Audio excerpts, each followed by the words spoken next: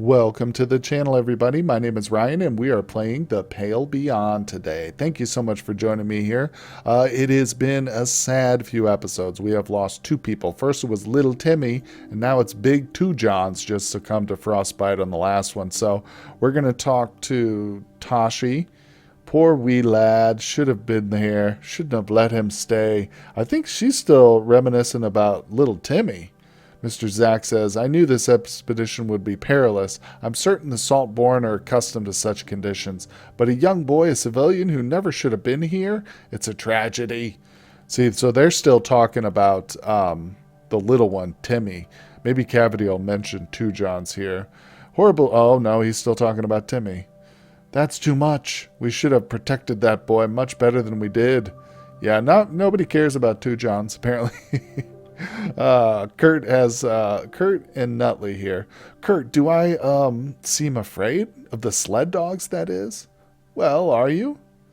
No. Have you ever owned a dog as a pet? No, my family does own several cats. Har, I'd be more afraid of those clawed beasties before I feared a little pup. I suppose you're right. All right, and let's see here. Hammond, that Kurt doesn't know what he's on about. Lost in his own little world, he is. Must think he's still 30 years ago. Man begged and pleaded to even be here just to feel important. Glad you're not listening to him. You listen to a man living in the past, you'll never see the future. Interesting. Poetic almost, I might say. Alright, so it's an evening, or it's an early morning. It looks like everybody's still got their lights on. I like the ambiance.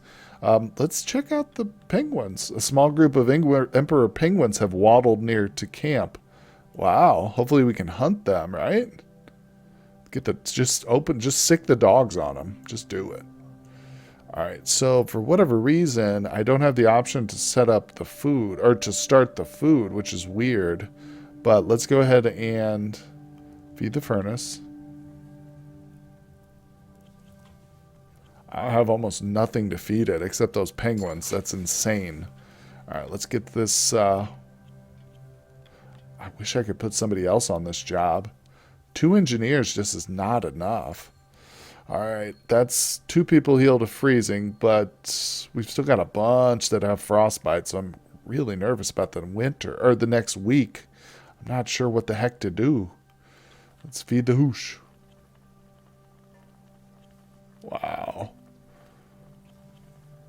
There's all the food we have. How are we supposed to survive?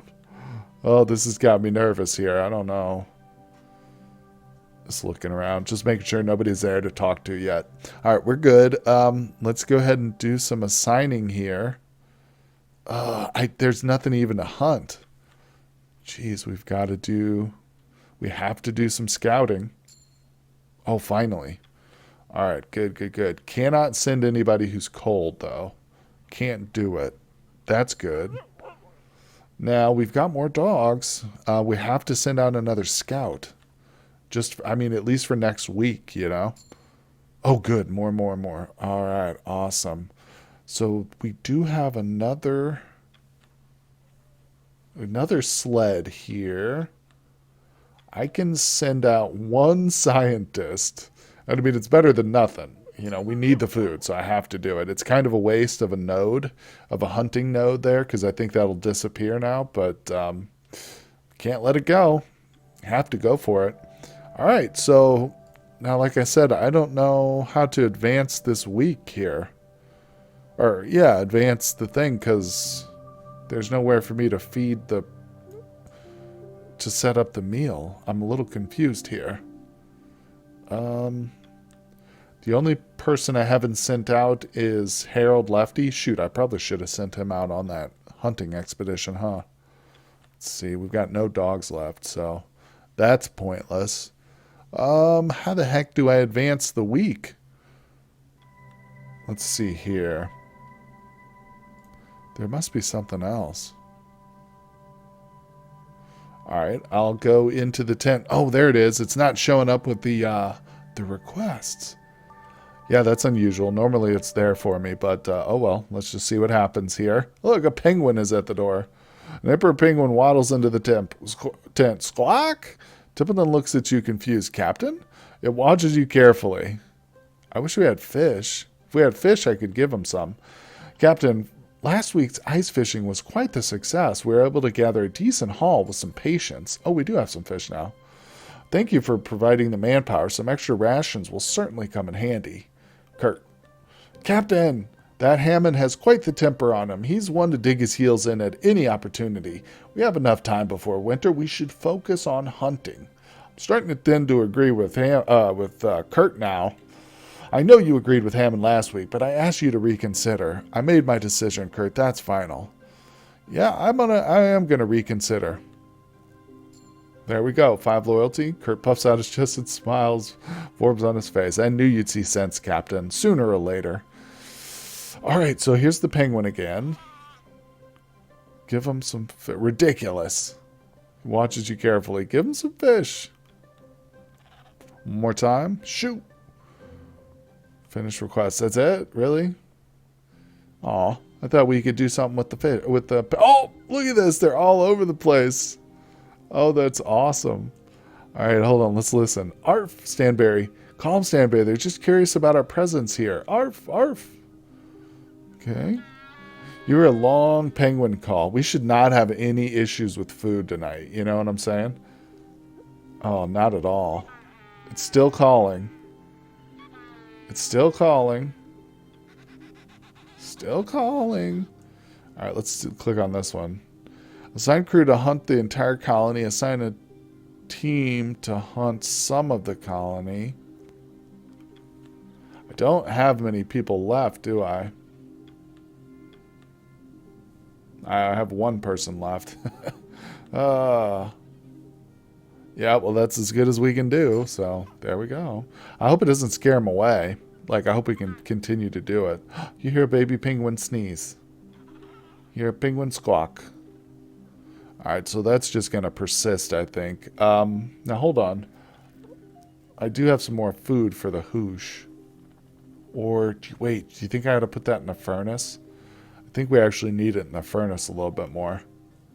Let's return. Wait, hold on. Look at the... Yeah, okay. Those are both worth the same for food and for furnace. So I think I'm going to throw some of that in the furnace here. Crew, engineer, they're both working. Go back.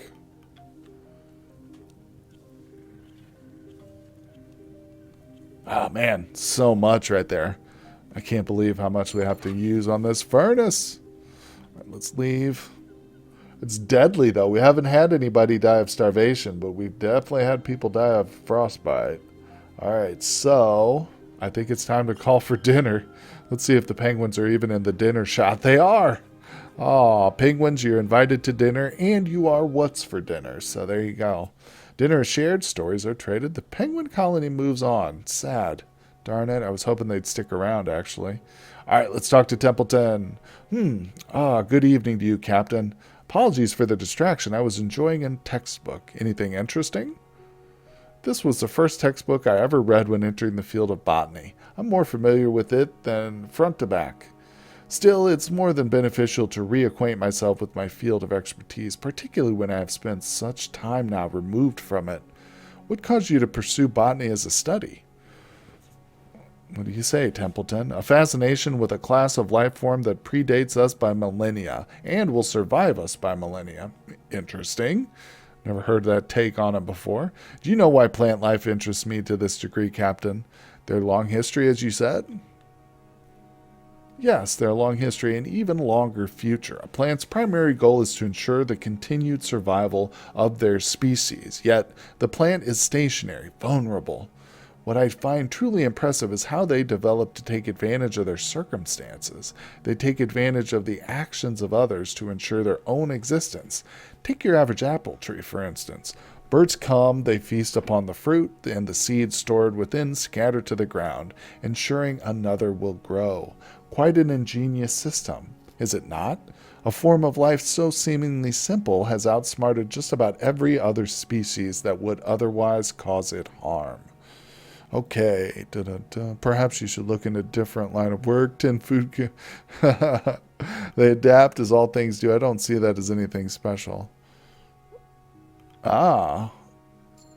There we go. You may have a point, Shaw. Perhaps I take human ingenuity too lightly. Well, I assume the topic is quite a bore for you. I won't keep you any longer, Captain. Yeah, it was a little boring, but that's okay, Templeton. Grimley says, those two were bickering again over dinner. Hammond and Kurt, Junior asked. Both of them were talking shite. Someone should talk to them. Yeah, I know when a punch-up is brewing. Probably the captain should talk to him, maybe. That's us. Oh, wow. Stanberry says, Arf? Eyeing up my dinner, are ye? You ain't getting a sniff of this. Get running back to your master. Arf! Hammond, all right, just a bite. Aw, Hammond's got a soft spot for the puppy. Quilsley, seems Kurt and the mole man are still going at it. Not surprised. The chief doesn't bend in disagreements. Maybe he should. A simple apology would allow us to return to our work without issue. What makes you believe Hammond should be the one apologizing? Common sense? Oh, sharp tongue there. Let's duck into the tent here and see what... Oh, there's a little dialogue going on. Kurt and Mr. Hammond are still at odds, I see. The engineer and the navigator butting heads. That's not a good sign, is it? They're smart men, Doctor. I'm sure they'll reach a peaceful agreement in time. I would hope so. There's no need to worry. This will pass. Kasha is very optimistic. Captain, I've made a decision. I know enough of these expeditions. There's no guarantee I will return home. My writings are inside a case alongside Dr. Nutley's equipment. If the rest of you return to land without me, I want my writings to be published. Finished, unfinished, it doesn't matter. What is in the use of an unfinished story? I doubt it will be published. Oh man, that's harsh. I'll make sure of that, Kasha. I promise. Thank you, Captain. Thank you. I'm only following this crew's story. I shouldn't die with me. Gosh, she's a little bit harsh today, isn't she? Nutley says, good evening, Captain. I expected a talk with Kurt over dinner. He kept asking about my plans for the future. I don't know what to say. Understandable. Now, most of all, we should be focusing on the present. Do you have any plans? He's just trying to make conversation, Nutley. You need to overthink it. There we go. Agreed. It's hard to think years ahead when we can barely look a week into the future.